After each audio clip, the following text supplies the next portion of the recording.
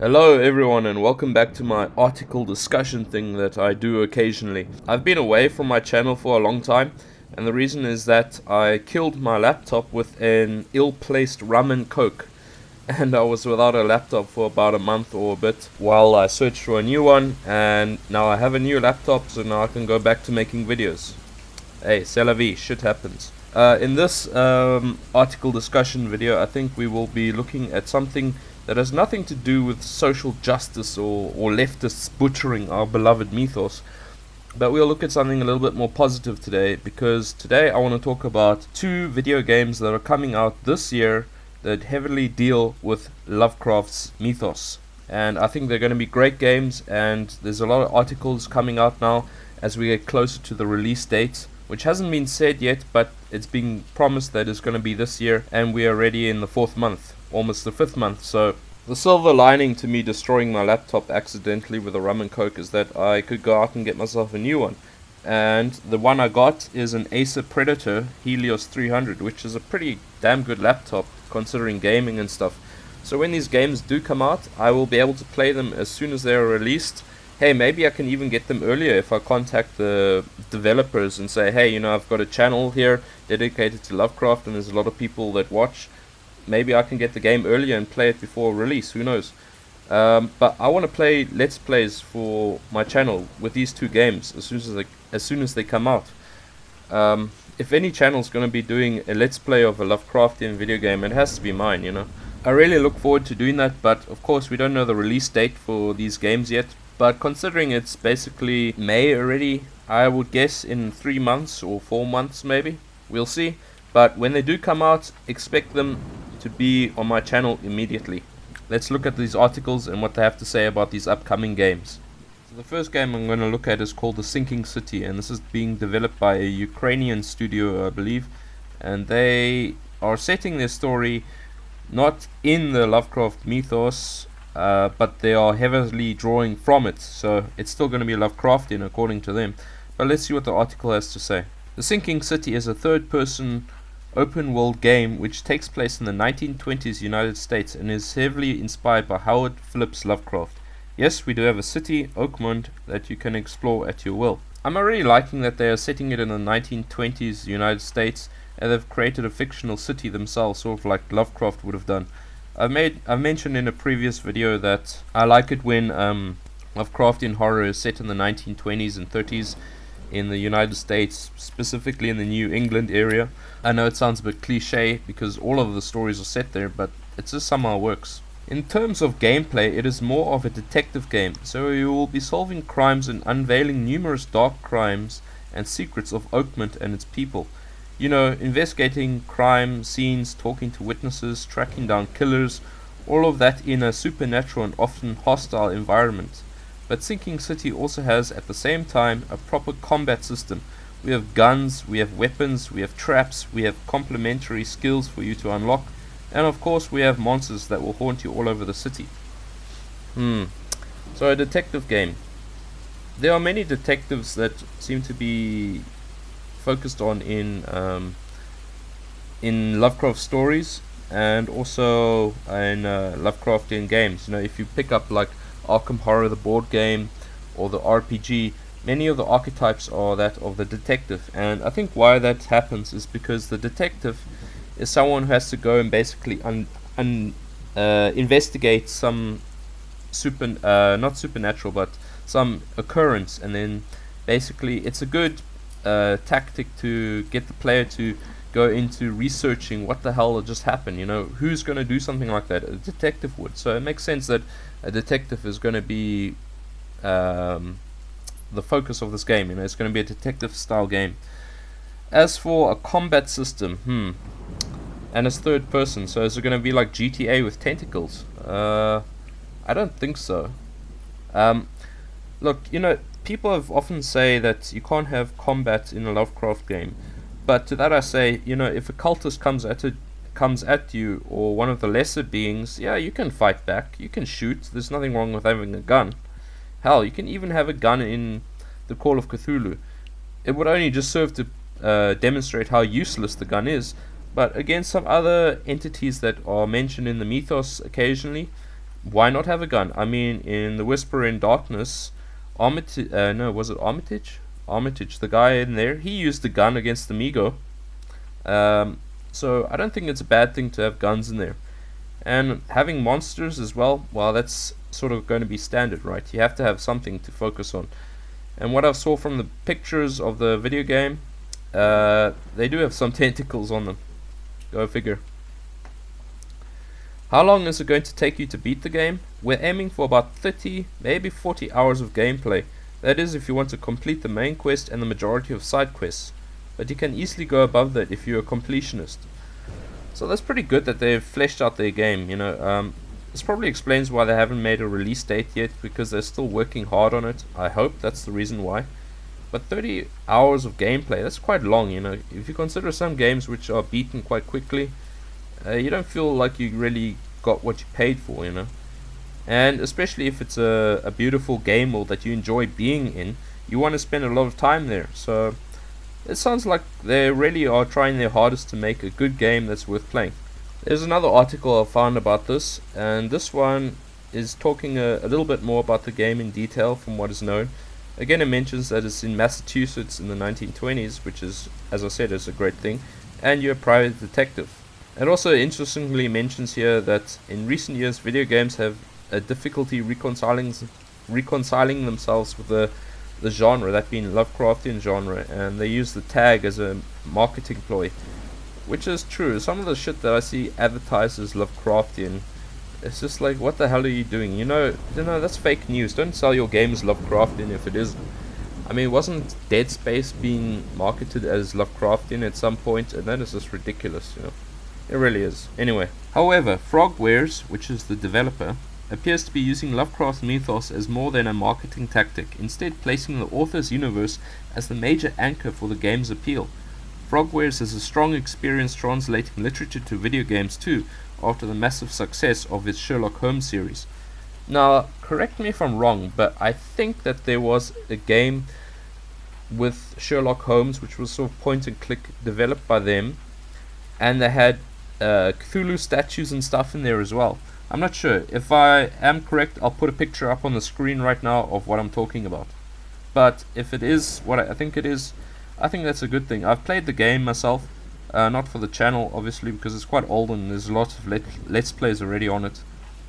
But yeah, it sounds like this game is definitely going to be a game made of passion here, you know, because the developer, it says here in this article, the developers discuss their passion for Lovecraftian fiction. So it sounds like, you know, they're not doing it just because they're going to make a quick buck off Lovecraftian fans, I hope. A further part of the article here mentions about the release date. It still looks like it's way off, with the developer stating that the will announce the release date and price when it's ready. So it sounds like, you know, they don't want to rush it. You know, it's not like who's infamous for releasing a game and it's full of bugs? Ubisoft, right? With Assassin's Creed, they release it because they had a promise to keep with the release date, and then it's full of bugs and shit. So at least you can respect these guys. You know, they're taking their time, nice and slowly, making sure it's everything correct. That sounds promising, right? Let's see some other articles.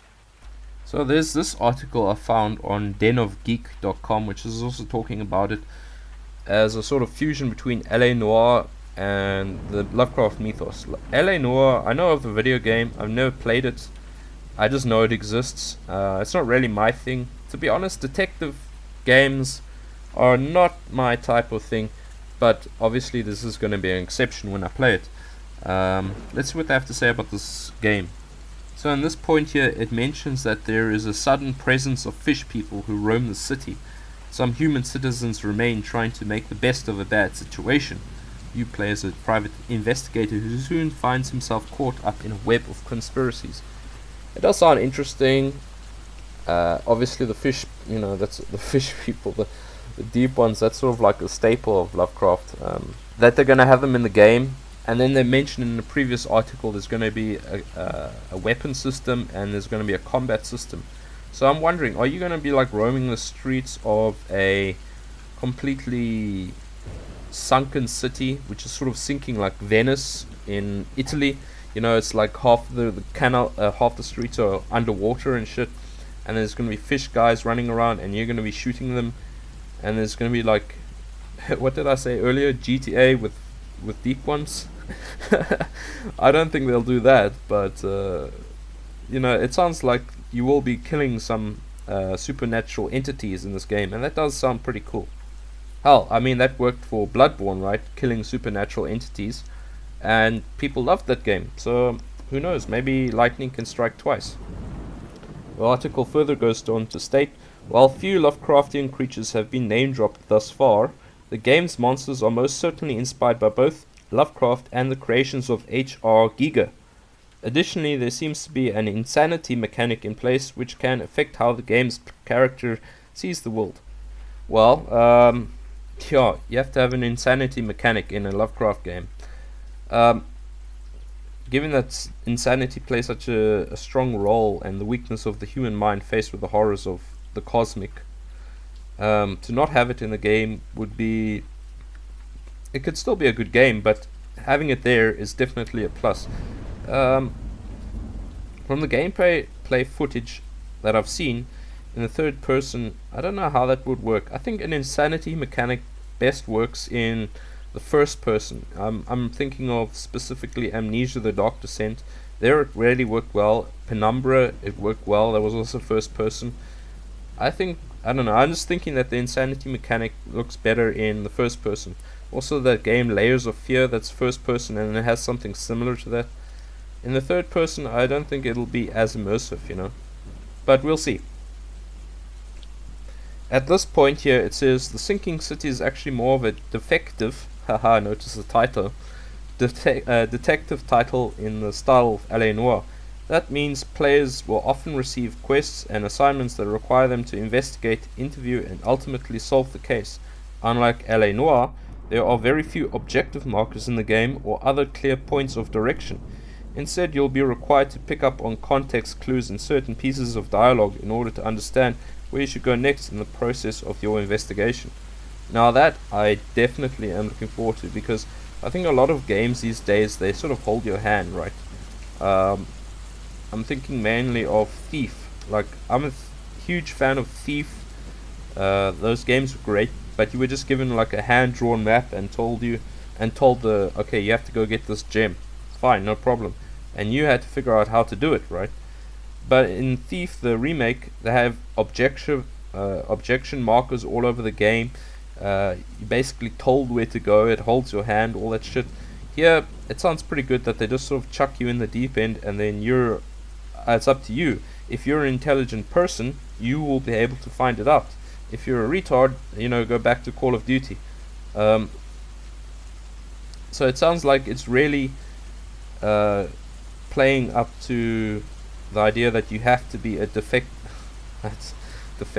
detective in order to, well, at least have some detective abilities in order to play this game properly as it should be played. The next video game that I'm going to talk about is the Call of Cthulhu, the official video game that's going to be released also this year.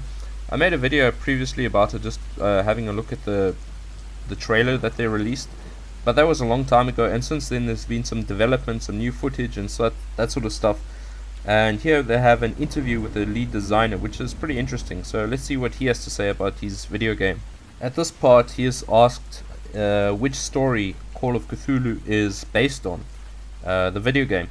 And now, obviously, as it says on the tin, you would expect it's Call of Cthulhu, the story by Lovecraft. But would that make a very good video game? I'm not exactly sure, and I don't think so.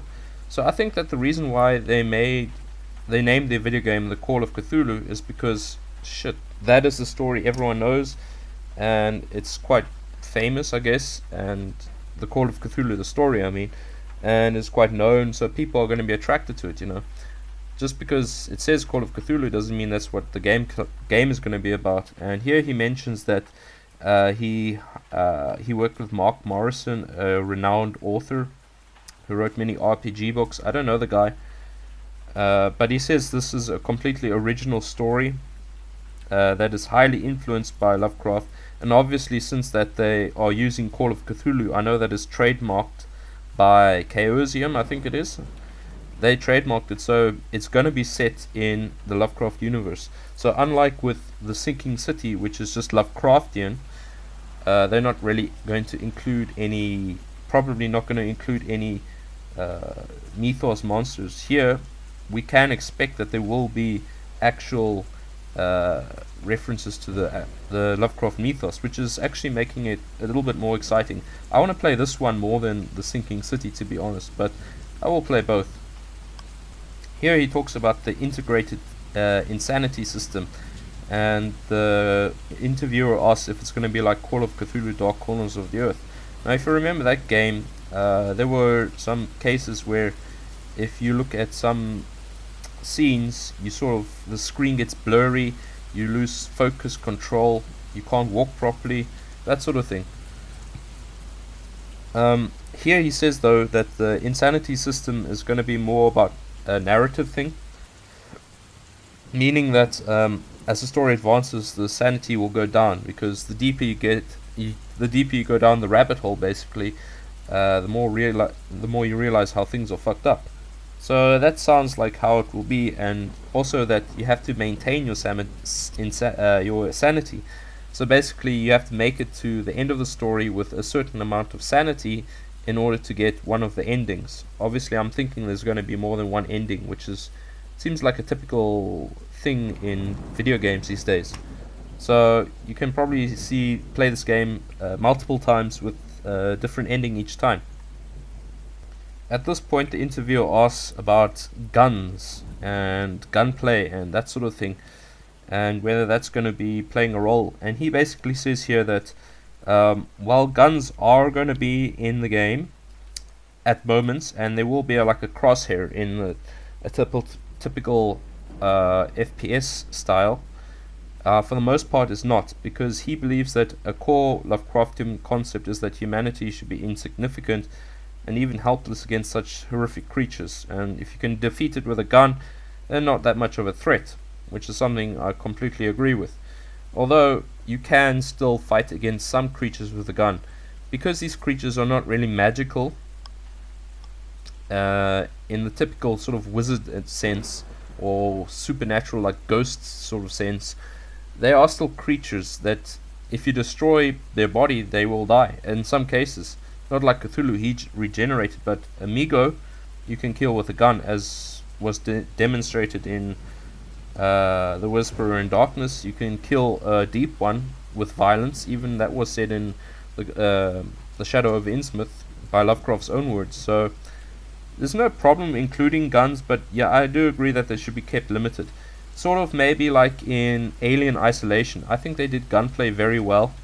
And I think even in the Call of Cthulhu Dark Corners of the Earth, you had guns, but they only really killed certain creatures, But it made sense that they were in there. And I think this developer is really on the right track, that he is knowing how it should be done, this video game. And he just goes on to further strengthen my belief in him when he says here that the very essence of a Lovecraft novel is to discover horrible truths that hide behind our reality. So yes, there will be some twists, and that is absolutely what Lovecraft is all about. How many of his stories end with a twist, If you take like The Outsider, this horrific entity is discovered, and then oh shit, is actually the narrator, because he touches the mirror and he sees it's actually himself. Twists and horrific discoveries is so Lovecraftian. And again, he seems to really know his stuff, this guy. He further goes on to state that our game is not only a faithful adaptation of the Lovecraft universe, it is also the official adaptation of the pen and paper RPG by Chaosium. So yeah, Chaosium has the trademark, and they're taking advantage here, and as they should do. I've never played the RPG, but I've watched some people play it on YouTube, sort of like let's plays of a pen and paper RPG. It really does look like quality. I've read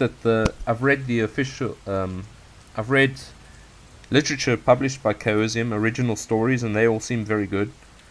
I've complete faith in the company, and I think this is going to go very well. It looks like they've found a developer that isn't just going to think like, okay, we got the trademark, what do people expect with Lovecraft? Okay, you got the tentacles, let's just do that, and then let's have some fighting, and then voila, there's your game. No, he really does seem to actually be a fan as well, which is really what you should be seeing in a dedicated Lovecraft game. Now this part here is interesting. Many times people say the reason why you can't have a Lovecraftian video game or a Lovecraftian film done properly is because how do you represent on screen the monster that is supposed to be so horrific that when you look at it you just lose your shit, you know? And how do you describe something that is indescribable? Because that's how many times does Lovecraft describe his monsters as unnameable, unspeakable, indescribable, you know? So his solution to showing the monsters on screen here is that one way we try to answer that is by giving special effects to the creatures when the player looks at them. So I guess this is sort of making me thinking of Amnesia: The Dark Descent, when you see what are they called, the gatherers there. Anyway, the monsters in Amnesia: The Dark Descent, when you look at them, you hear that grating of the teeth, the heartbeat of the player as it speeds up. Everything turns blurry and there's like this high-pitched white noise ringing. I think it'll be something like that, probably. Then he is asked here if they're going to be Shoggoths, or is Cthulhu itself going to be in the game.